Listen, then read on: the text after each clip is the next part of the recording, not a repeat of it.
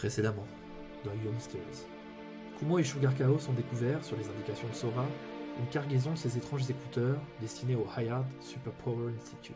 Qui sait quel ravage pourrait causer ces maudits appareils s'ils venaient à tomber entre les mains des élèves et du personnel de l'école. La violence dont les civils pouvaient faire preuve sous leur influence laisse présager du pire quant aux dégâts que provoqueraient des dizaines de super-ados rendus ivres de colère. Pendant ce temps, quelque part, à Halcyon City.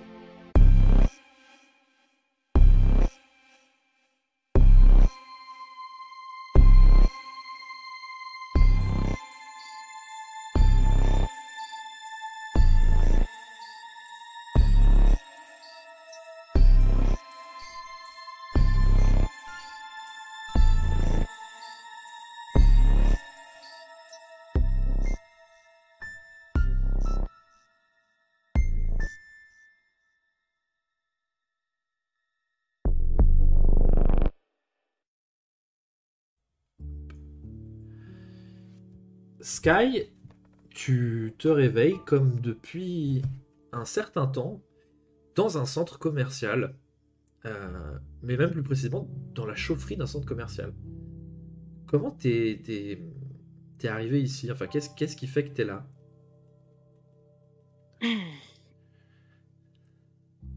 Un petit peu chaque matin, je me souviens de cette belle nuit étoilée par laquelle je me suis écrasée sur cette belle planète, euh, et au milieu du parc, juste devant l'entrée du mall. J'ai pu facilement aller planquer ma petite navette qui n'était plus en état de fonctionner dans une partie du mall désaffecté auquel j'ai pu avoir accès grâce à mes gadgets extraterrestres. Malheureusement, assez rapidement, je suis tombée sur quelqu'un. Je m'attendais pas, je savais pas sur quelle planète je tombais, je ne savais pas à quoi m'attendre, et c'est comme ça que j'ai rencontré Bruce. Et je pense que Bruce, c'est quand même une des plus belles rencontres que j'ai fait sur cette planète, parce que je m'attendais pas du tout à ce que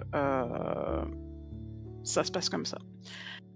Je m'attendais pas du tout à ce que, avec mon apparence, avec ma provenance, avec mes gadgets, que je tombe sur un petit humain, petit vieux, si gentil et si accueillant, et qui tout de suite m'a dit « Viens, je vais t'aider à te cacher ». Et depuis, il me cache, et il m'a aménagé un petit coin super au fond de la chaufferie du mall. J'y ai ramené plein de plantes, parce que chez moi, je sais pas si vous savez, mais c'est tout vert. C'est une planète avec de la verdure partout. Donc au milieu de la chaufferie, je me sens pas super à ma place, donc depuis, il y a plein de choses qui poussent. Ça emmerde un peu Bruce, mais c'est pas grave. Donc tous les matins, je commence par faire le tour de mes plantes et je leur parle. Parce que les plantes, chez nous, on leur parle beaucoup. Et une fois ceci fait, je pars à mon petite exploration du mall. Donc je prends ma plus belle apparence humaine avec laquelle j'ai fini par avoir l'habitude de me promener. Et je vais errer au milieu de tous ces beaux humains. Je sais pas si vous savez à quel point cette planète, elle est fascinante. Et comme ces humains sont beaux, et comme il se passe plein de choses dans ce mall, tous ces gens, tous ces jeunes, tous ces vieux, tous ces enfants, tous ces destins qui se croisent et qui parfois s'entrechoquent. Je peux pas m'empêcher de me rappeler de ce moment où on a croisé tous ces gens qui ont commencé à faire n'importe quoi. C'était cette rencontre avec mes copains, qui sont vraiment devenus mes copains, c'était magique. Je sais pas si vous savez ce que ça fait de venir dans un endroit où personne vous fait confiance et où on vous dit que vous valez rien et que tout ce que vous faites ne fait que le prouver. Moi, je me suis crashée. Ça fait que le prouver. Et depuis, j'ai rencontré que des gens merveilleux qui me montrent que je suis pas une merde, que je ne suis pas rien et que y a plein de belles choses à faire ici. C'est pour ça que régulièrement, dès que j'ai du temps, je vais la voir quand elle est en pause, ma petite Purple. C'est une belle rencontre, une magnifique pile de bonne humeur, comme ma Sugar. Ces humains sont tellement adorables. Il y a tellement de belles choses à apprendre d'eux. Je m'en lasse pas. Du coup, tu déambules dans le mall qui est vraiment devenu ton, ton habitat naturel sur cette planète étrange. Il y a le parc en face où tu te sens plus chez toi, qui te rappelle plus ta maison. Mais en fait, ton chez toi d'ici, c'est ça. C'est aussi au lieu d'être dans une forêt de plantes, t'es dans une forêt d'humains qui bruissent, qui bougent dans tous les sens, mais où toi, t'as pris l'habitude de te poser parfois sur un banc, écouter, voir ce qui se passe, comprendre. Et t'as appris en fait beaucoup sur l'humanité en voyant toute cette vie palpitante qu'il y a à cet endroit-là. Sans savoir que pour certaines personnes, bah, au final, c'est un endroit qui peut être considéré comme pas intéressant, un peu trivial, etc. Mais toi, en fait, t'as appris tout ici, c'est là que t'as tout vu. Et puis, il y a eu cet événement. Fasciné. Ouais. Et en plus de ça, c'est là que vous avez été confrontés pour la première fois à une menace ensemble, que vous êtes retrouvés, que vous êtes unis avec ceux avec qui tu t'es le plus lié, à part Bruce finalement, qui sont ces cinq jeunes qui partagent avec toi aussi cette façon de découvrir aussi. Ils sont aussi dans la découverte de ce qui est autour d'eux, pas comme toi, mais tu te retrouves là-dedans aussi. Et donc tu sais que Purple, qui évidemment s'appelle Delilah ici, il faut pas l'appeler Purple, et t'avais pas compris ça tout de suite, mais maintenant tu l'as compris, parce qu'elle t'a fait la remarque. Tu sais à quelle heure elle prend sa pause, et c'est une habitude maintenant pour vous de vous voir le plus souvent possible, et dès que vous pouvez passer un moment ensemble, finalement t'as une amie qui habite quasiment chez toi. C'est une forme de coloc un peu étrange finalement. Elle est très régulièrement dans ta gigantesque maison, quoi. Ouais, en plus elle a de la bouffe. Du coup, tu arrives à son stand de glace, et Delilah, tu vois Sky qui arrive dans ce look humain très apprêté qu'elle s'est fait, qui s'affine de jour en jour, mais qui reste sur cette personne que tu connais maintenant, sous cette traits-là. Je pense que j'ai pas eu une matinée très simple. La journée, enfin, ça doit être mon premier jour. De retour au travail après ma compétition, et je suis crevée, mais et puis les clients franchement au mall ils sont pas toujours très agréables, en plus c'est les vacances donc les gamins ils crient, ils sont bref, ils demandent de tester des parfums gratuits puis ils partent sans rien acheter, et du coup moi je n'ai pas d'argent. Je fais pas rentrer d'argent dans le magasin, et donc après je me fais gronder par mon chef. Ouais. Mais alors quand Sky arrive, c'est un soulagement. C'est comme si y a quelque chose qui rayonne d'elle. C'est comme si tous mes soucis pouvaient s'envoler, parce que elle est là, elle arrive, et ça rayon de soleil, et mon cœur est plus léger. Du coup, je prends ma pause, je pose mon tablier sur le rebord du buffet. Je nous sers nos glaces préférées, parce que à force, j'ai commencé à... Enfin, je pense qu'on a testé tous les goûts ensemble. Et même les pires trucs imaginables, il fallait tester. Non, mais alors moi j'ai pas tout goûté, mais je t'ai fait tout goûter, même quand je t'ai dit, mais t'es sûr que tu veux celui-là, parce que vraiment il est dégueu, hein. Mais tu voulais, alors je te l'ai fait goûter. Mais bon, bref, finalement t'as fini par préférer certains goûts. Vas-y, c'est quoi ton goût préféré? Ça va être la pistache. Ah ouais, forcément. Du coup, je te sers une glace à la pistache. Moi, je me prends une glace... Je change un peu en fonction de mes goûts, des jours et des couleurs et de mes humeurs. Et je pense qu'aujourd'hui, on va partir sur du stracciatella. Généralement, c'est un peu la comfort food quand les jours où je suis pas très bien, tu vois. Et du coup, je nous sers nos glaces, et puis on va partir dans un petit coin du mall que tu as sûrement trouvé à force d'explorer, où il n'y a personne, et il y a quelques plantes, probablement. Un petit recoin que personne ne regarde. Et genre... enfin là, enfin arrivé, enfin posé. Sky, mais qu'est-ce que tu me manquais? Alors, c'est vrai que c'était depuis que vous vous connaissez, parce que votre amitié est quand même relativement récente au final, c'est la première fois que vous êtes que vous voyez pas pendant aussi longtemps en fait, parce que d'habitude Purple elle est là un peu tout le temps, enfin vous voyez régulièrement, et là elle est quand même partie plus d'une semaine pour ce voyage en Europe avec cette compétition, donc vous l'avez un peu, vous êtes un peu perdu de vue à votre échelle de voilà, et c'est vrai que c'est la première fois que tu la revois Sky depuis ce départ là. Tu sais qu'elle est revenue hier soir, et là elle se met à travailler directement du coup. Et donc vous vous voyez pour la première fois depuis un petit peu de temps, et puis un temps où vous avez vécu chacune des choses un peu intenses, parce que elle, sa compétition, elle vient de te glisser. Je vois que j'ai des cernes énormes, j'ai pas dû beaucoup dormir. Ouais, elle vous a envoyé quelques photos, mais depuis l'Europe, elle pouvait pas forcément le faire autant qu'elle le voulait. Et donc vous savez que ça s'était plutôt bien passé pour elle, et que ça a été plutôt une compétition qui s'est bien passée, mais bon, ça c'était sûrement aussi un peu éreintant et fatigant. Et Purple, pendant que tu parles et que tu relâches tout ça, justement, et que tu vois que tu as un peu le corps qui la respiration, que ça te pose, tu as tes yeux qui se posent sur l'écran de télévision qui passe une chaîne d'informations en continu. Et le son est coupé, on est dans le mall, donc il n'y a pas le son, mais par contre, il y a un bandeau qui défile en bas. Ce bandeau, il dit, ça te fait tilter tout de suite, parce que justement, tu sais que Sky et Sugar étaient partis à un festival de musique. Tu sais que c'était un festival assez connu, et tu vois du coup le nom du festival dans ce bandeau, et ça attire un peu ton attention. Ça fait partie des choses, enfin, étant donné que tu es très attentif aux autres, etc., tout ce qui peut se relier, ça te... Tu vois, t'avais l'impression d'être relâché, mais ça t'a tout de suite remis petit coup de caféine d'un coup, là. T'as réveillé quoi, et tu lis ce bandeau, et ça dit pour résumer, les organisateurs dans la tourmente, plusieurs plaintes ont été déposées pour des phénomènes inexpliqués, peut-être dus à de la drogue en masse, et une des stars, enfin, une des personnes qui devait accéder au festival n'a pas pu accéder au festival.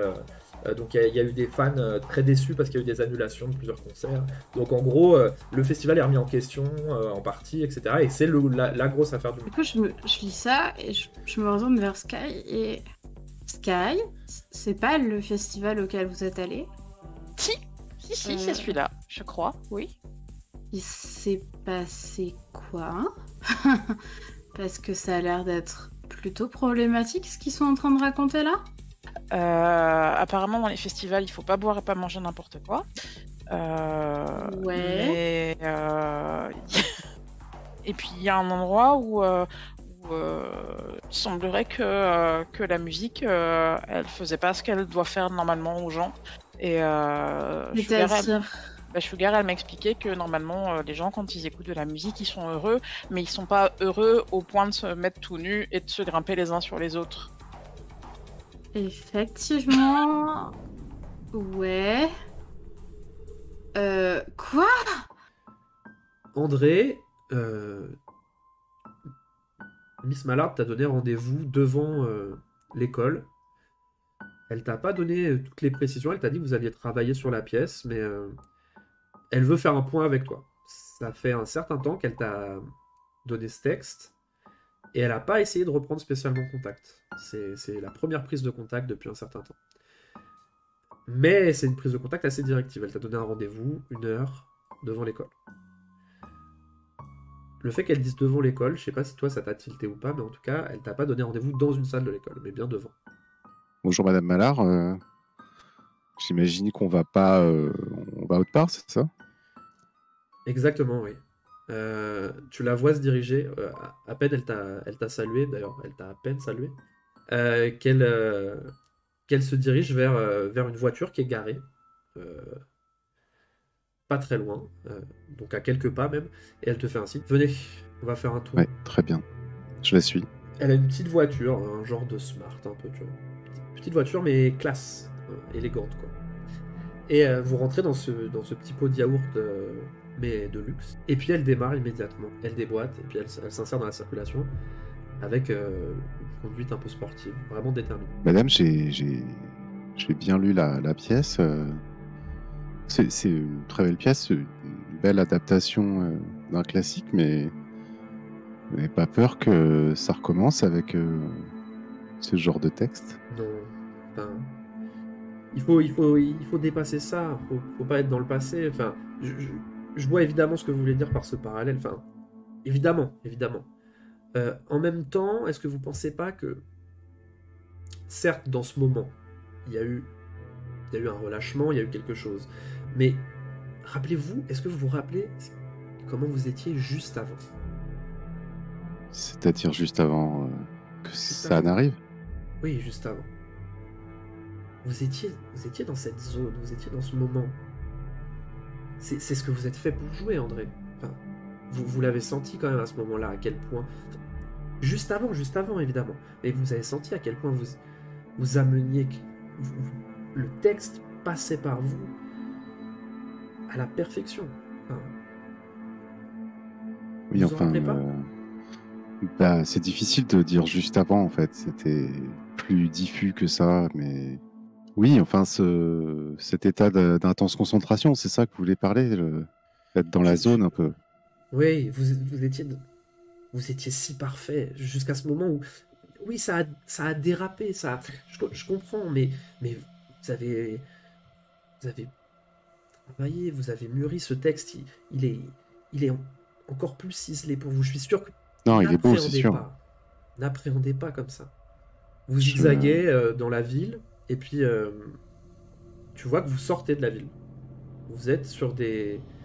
Assez rapidement, vous prenez une sortie, et puis vous êtes dans les environs d'Alcyon City, qui sont quand même un peu plus voilà, campagne, un petit peu plus... tu vois poindre les premières maisons, on quitte vraiment les bâtiments, le suburbs, enfin le centre-ville, puis la première couche de suburbs pour arriver dans quelque chose d'un peu différent. Mais c'est encore loin. On va où, madame, d'ailleurs? On est presque arrivé. Je voulais que vous rencontriez quelqu'un. Vous voyez la discussion qu'on a Quelqu'un? là, j'ai le sentiment si vous parlez aux bonnes personnes, si on va y arriver, enfin, bref, je vais vous faire rencontrer quelqu'un de formidable, d'accord?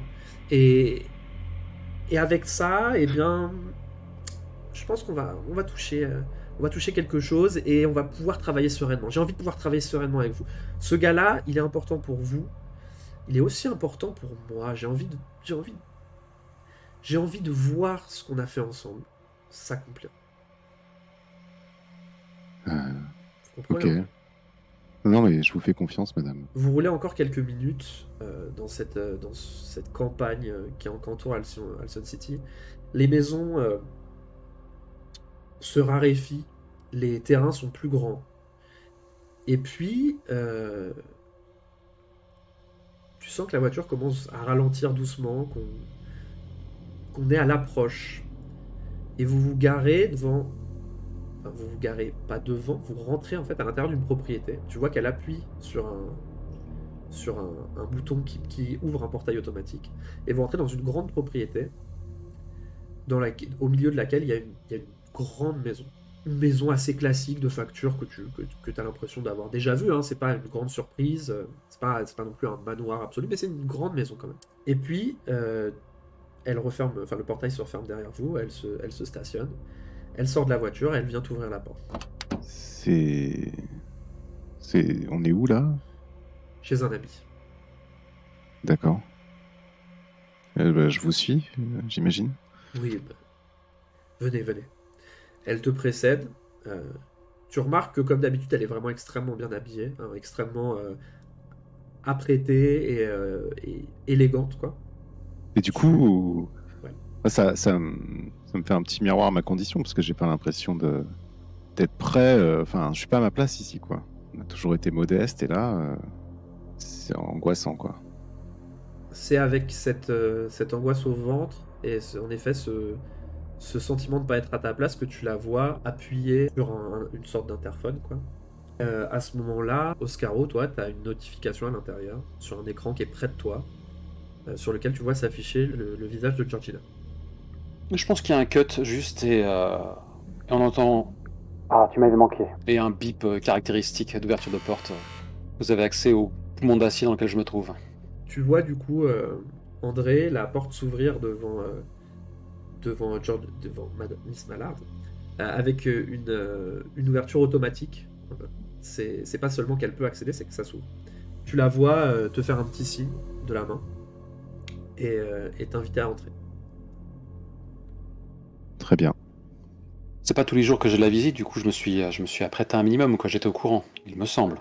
Oui, tu avais été prévenu. Tu n'es pas surpris. Toi, du coup, tu t'attends à voir ce jeune homme qui peu ou prou se cache derrière Georgina, qui est un peu en retrait à tous les sens qu'on peut donner à ce terme-là, à ce moment-là. Et toi, donc, André, tu vois, alors que tu te rapproches de Miss Mallard, tu vois sur le perron Oscaro, qui est quelqu'un qui fait partie de la culture populaire, un visage qui t'est familier sans l'être. Est-ce que tu peux nous expliquer un peu? Je l'ai vu en fait, sur internet.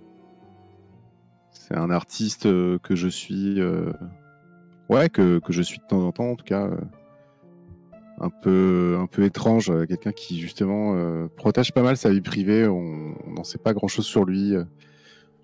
On a des visions, on a des vues de lui qu'à travers ses œuvres. Voilà, surtout des films expérimentaux qu'il a fait et qu'on fait vachement buzzer en fait. Tu vois, parfois il disparaît pendant assez longtemps et puis d'un coup il reposte une vidéo hyper étrange mais très émouvante, quelque chose qui marque énormément les esprits, puis plus rien après quoi. Oscaro, c'est quelqu'un qui a en effet une sorte de renommée. Ça commence à dater un peu pour toi qui est assez jeune. C'est pas forcément quelque chose d'actuel, mais c'est quelque chose qui fait partie du patrimoine culturel, notamment à Alcyon City, parce qu'il était originaire d'Alcyon City et il a beaucoup travaillé, il a beaucoup œuvré à cet endroit-là. Et c'est un musicien qui en effet pouvait faire des choses très expérimentales, mais d'autres aussi qui ont fonctionné. Mais ça fait bien une dizaine d'années qu'il est quand même très en retrait, qu'il est plus en retrait en tout cas. Du coup, tu vois ce visage qui est à la fois est familier, que tu as déjà vu, ce visage qu'on voit à la télévision, ce vu à la télé, quelque part, devant toi, qui accueille de façon extrêmement... Enfin, comment les accueilles-tu, Alani? Comment accueilles-tu Georgina? Je descends le peu de marche 4 à 4, je me saisis aussitôt des mains de Georgina et je lui déclare « Tu es resplendissante ». Caro, enfin, oui, je sens petit rougissement au niveau des pommettes, elle est touchée, ces attentions que tu as pour elle, c'est régulièrement quand tu la vois, donc c'est à la fois quelque chose d'habituel pour elle et à la fois quelque chose qui la touche toujours directement, et tu le vois, et je sais pas ce que tu en ressens, mais en tout cas, elle, tu vois, c'est visible le fait qu'elle est contente de te voir. Moi-même, je soupire d'aise en la voyant, mais je manque à toutes mes manières. Je me tourne donc vers le jeune homme, je tends une main ferme dans sa direction. Oscaro, vous êtes? André, enchanté Oscaro, je tends ma main. Je suis honoré de vous rencontrer. Je crois que j'ai regardé plusieurs fois tout ce que j'ai pu trouver sur votre travail. Excusez-moi, j'en perds mes mots, mais merci de m'accueillir chez vous. Bienvenue André. Le plaisir est partagé. Entrez. Merci. Et ce faisant, j'ai pas lâché au moins une des mains de Georgina. Ok. Vous avancez guidé par ce duo. Le mot est faible, mais c'est celui que j'utilise. Et vous arrivez dans une salle qui est celle dans laquelle dans laquelle Oscaro a l'habitude de recevoir principalement Georgina du coup. Quelle est cette salle? À quoi elle ressemble? Où vous installez-vous pour continuer votre conversation? Je pense que c'est un salon confortable. Je pense qu'il c'est vraiment une pièce de vie, une pièce assez intense, quoi, une pièce qui a beaucoup vécu, bourrée d'un bric-à-brac, peut-être d'un autre âge dont il a jamais eu le cœur de se séparer. Je pense qu'il y a un petit peu de tout. Je pense qu'il y a des souvenirs du temps passé, pas mal de photos avec cadre de son époque de maestro. Je pense qu'on le voit en costume, en train de poser avec la fine équipe de l'âge d'or, quoi. Il y a aussi, naturellement, ses travaux en tant que civil, où il pose avec des célébrités d'antan. Et il y a une quantité sans doute intéressante de vinyle, afin de garder un son assez pur, quoi. Et puisque tu l'as décrit qu'il n'a pas été capable de soigner son apparence alors qu'il avait de la visite, je pense que le salon lui-même trahit un petit peu cette inhabitude d'avoir une présence humaine dans sa vie, de soigner un petit peu les apparences. Donc je pense qu'il y a pas mal de verres ça et là, sans doute des verres d'alcool d'ailleurs. Non pas qu'il lève le coude régulièrement, mais je pense que ce sont des choses auxquelles il ne fait pas vraiment attention. Il pose les objets, puis il oublie un petit peu leur existence. Ouais, j'ai l'impression qu'on sent que la notion du temps pour lui est peut-être un peu différente de la nôtre. Et que finalement, cette trace de verre qui sont comme des strates un petit peu disséminées, c'est parce que le temps passe un peu différemment peut-être pour lui. C'est fort probable. Dès qu'il est loin de son piano, il est dans un autre espace-temps. Donc c'est Miss Mallard qui vous place, entre guillemets, qui prend une sorte de responsabilité. Tu sens que malgré qu'on est chez Oscaro, il y a une place prépondérante pour cette femme. Dans ces cadres que tu vois sur les murs, est-ce que tu t'y attardes ou pas spécialement? Est-ce que tu es trop impressionné pour t'y attarder? Est-ce que tu Non, complètement. Non, j'ai les yeux partout. C'est Mallard, à la limite m'aide à m'asseoir tellement j'ai les yeux perdus sur tout ce qu'il y a dans cette pièce. Donc tes yeux parcourent d'une photo à l'autre, c'est quasi surréaliste pour toi, les enchaînements ne font pas de sens tout de suite.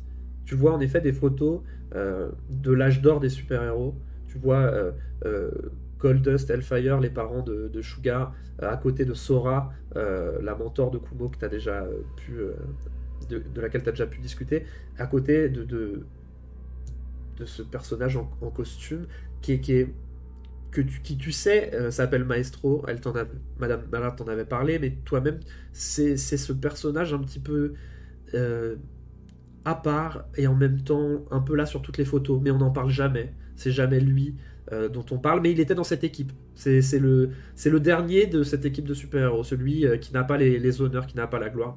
Tu le vois sur ces photos, il y a d'autres photos surtout j'avais pas fait le lien entre l'artiste et le... Enfin, je sais même pas comment appeler ça, parce que cet homme-là, à côté de tous ces gens, ça a du mal, tu vois. Ouais. Et en même temps, je dis, mince, maintenant, en fait, c'est évident, quoi. C'est ça. Tu fais partie des gens qui sont rentrés dans cette pièce et qui ont pu connecter les pièces ensemble, les pièces du puzzle, et que c'est finalement si évident et en même temps si compliqué de le voir. En regardant les photos, tu vois aussi des photos de Miss Mallard beaucoup plus jeune. Et souriante, alors ça c'est très étrange. Ouais. Oui, Ah ça ouais. fait bizarre. Ça peut faire bizarre. Presque l'air aimable. Vous vous installez autour d'une petite table sur laquelle Georgina dispose rapidement des verres et vous propose des choses à boire. Ça se fait relativement vite. Tu vois qu'elle connaît la maison, qu'elle a certaines habitudes à l'intérieur. Et puis, après quelques mondanités, quelques courtoisies, elle prend la parole et dit « Je suis désolé d'avoir été aussi cavalier avec vous deux et de ne pas vous avoir exposé exactement les raisons pour lesquelles je voulais que vous vous rencontriez. Mais je suis très, très heureuse de vous voir ici tous les deux et à l'idée que vous allez pouvoir parler ensemble. Enfin,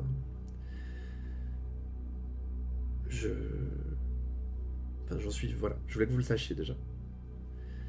Elle pose un regard sur vous, un très doux. Le regard avec lequel il la couvre est tout aussi doux. Il a vraiment un large sourire dès l'instant où il porte le regard sur elle.